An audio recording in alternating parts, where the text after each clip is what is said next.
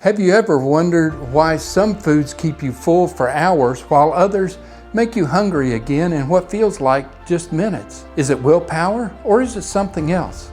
Stick with me for a minute because the answer might completely change the way you think about carbohydrates. Stay tuned.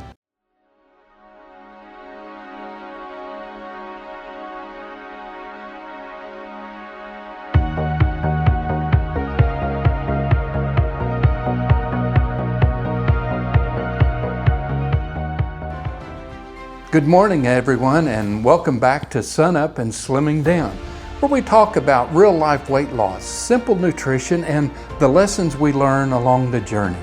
First, a quick milestone update.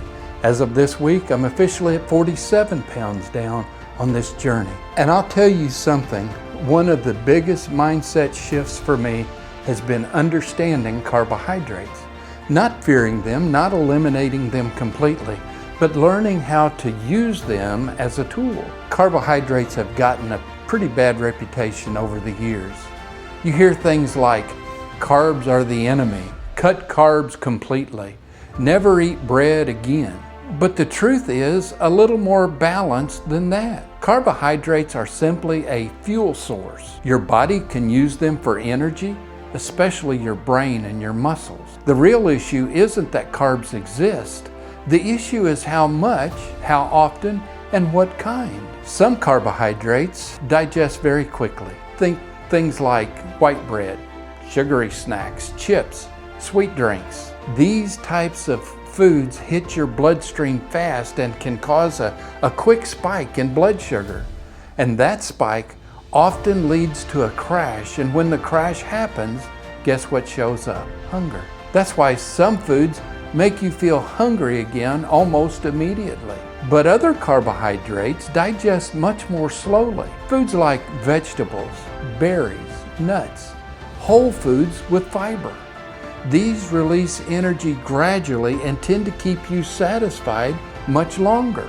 So, whole foods or processed carbs?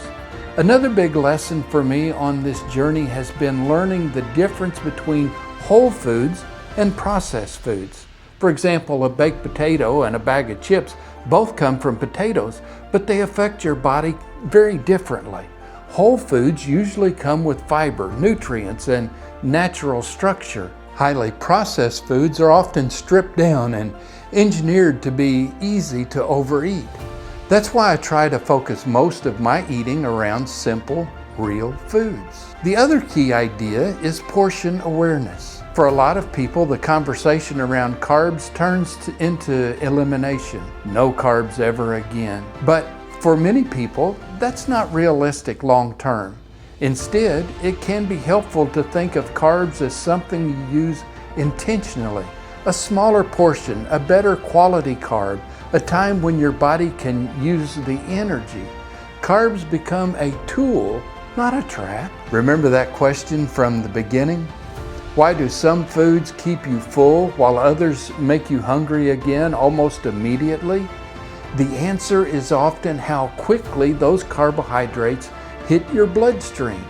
Slower digestion usually means steadier energy and fewer hunger swings.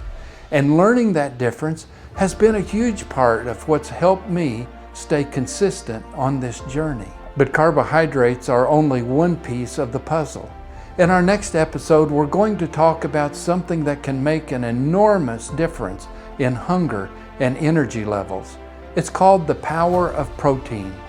Protein plays a huge role in helping control hunger and stabilize energy, no matter what type of diet someone follows.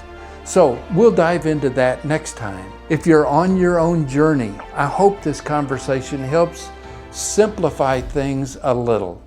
Progress doesn't come from perfection.